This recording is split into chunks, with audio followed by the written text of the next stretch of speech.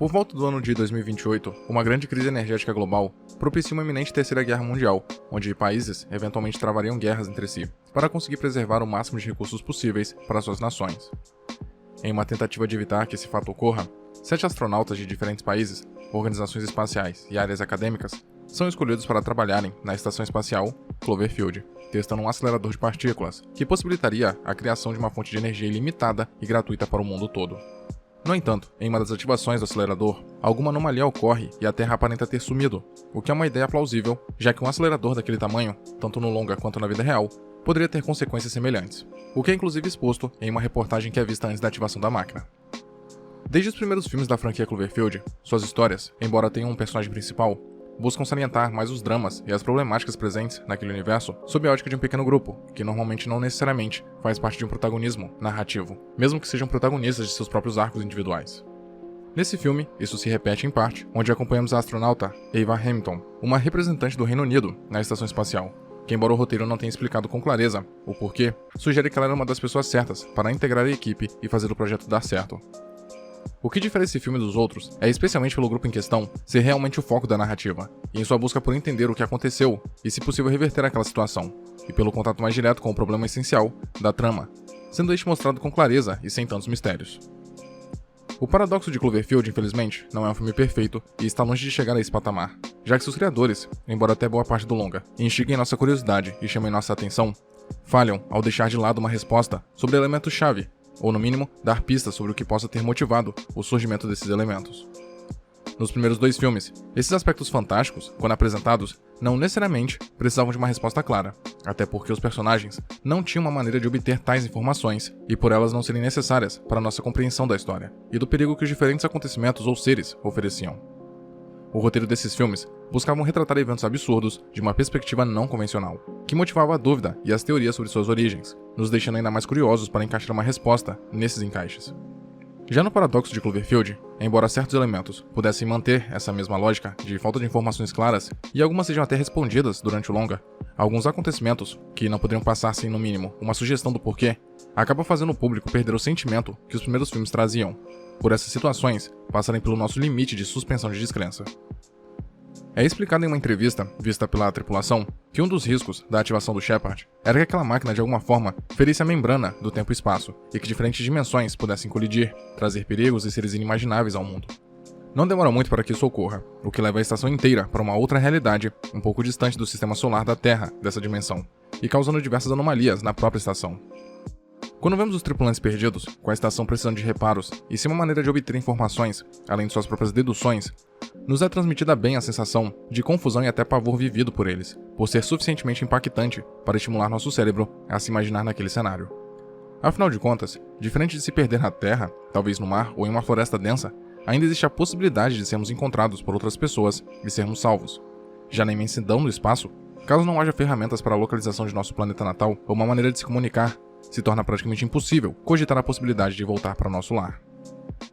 Uma coisa a se elogiar no primeiro ato do filme, o que se repetiu nos primeiros filmes da franquia, é a dedução humanizada sobre o que estava acontecendo e o que pode ter acontecido. Os personagens, embora alguns deles possam ser cientistas e terem um longo acervo de conhecimento, acabam por, primeiramente, terem conclusões viáveis em um cenário mais real, como o receio de poderem ter arruinado a Terra, credibilizando teorias da conspiração e buscando culpados entre eles. A humanidade dos tripulantes é algo que nos aproxima deles, gerando empatia no público, o que é um elemento essencial para um bom desenvolvimento de uma obra do gênero, que visa envolver o público com os dramas apresentados. Aos poucos, novos mistérios surgem na trama, como o repentino aparecimento de mais uma tripulante, ou a aparente possessão de Volkov por algo desconhecido, que o motiva a criar uma arma em uma impressora 3D e ameaçar seus companheiros.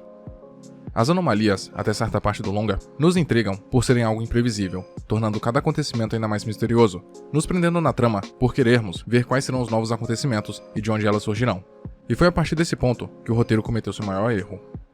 Tanto no primeiro quanto no segundo filme da franquia, o elemento fantástico foi explorado de uma maneira indireta, centrada e focada em não dar muitos detalhes e respostas de bandeja para os espectadores. Já nesse filme, esses aspectos são exacerbados, onde várias características não são justificáveis o suficiente para ficarem sem uma resposta branda.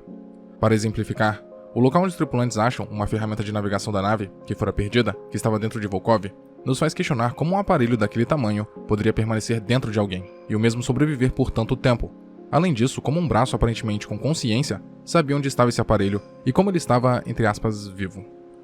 Fica estabelecido no filme que em algum momento após a entrada na realidade alternativa, muitas informações da estação Cloverfield, daquele universo, foram anexadas à estação que acompanhamos originalmente.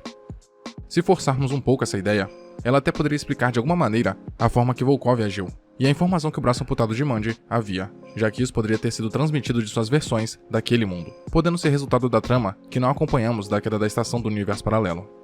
Contudo, como o filme não levanta essa teoria, mesmo com Mina abordando da nave, acaba por ser um grande furo na contextualização de toda a história, já que aquela ferramenta era essencial tanto para a localização quanto para a volta à sua realidade e foi dada praticamente de bandeja por simples conveniência.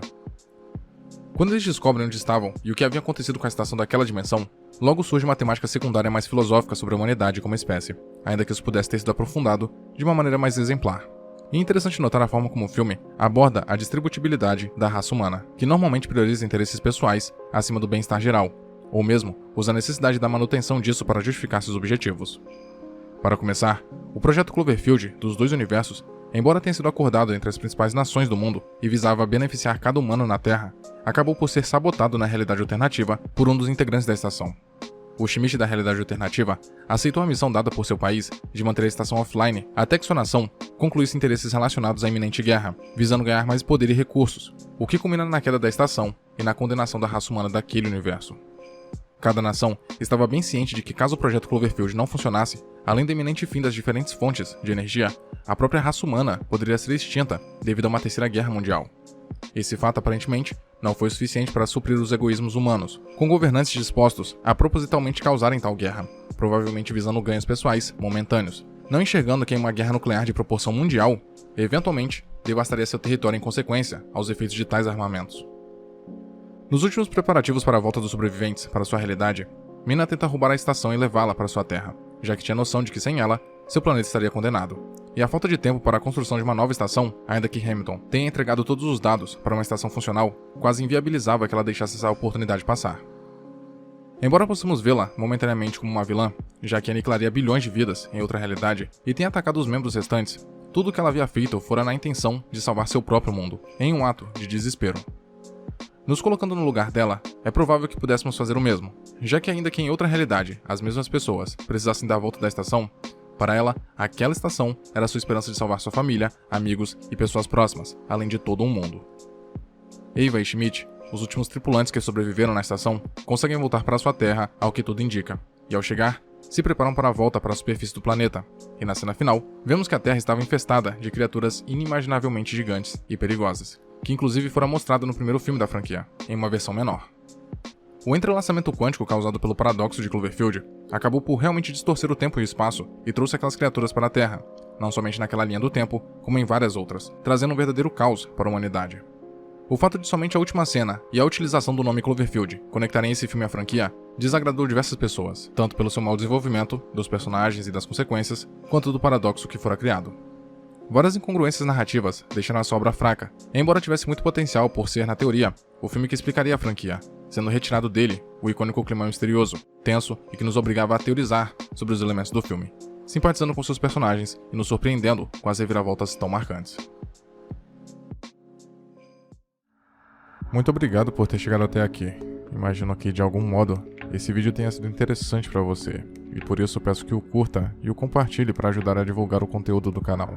Se quiser ajudar e puder, claro, torne-se membro e confira os benefícios de cada nível de assinatura. Na tela tem mais vídeos que talvez possam te interessar.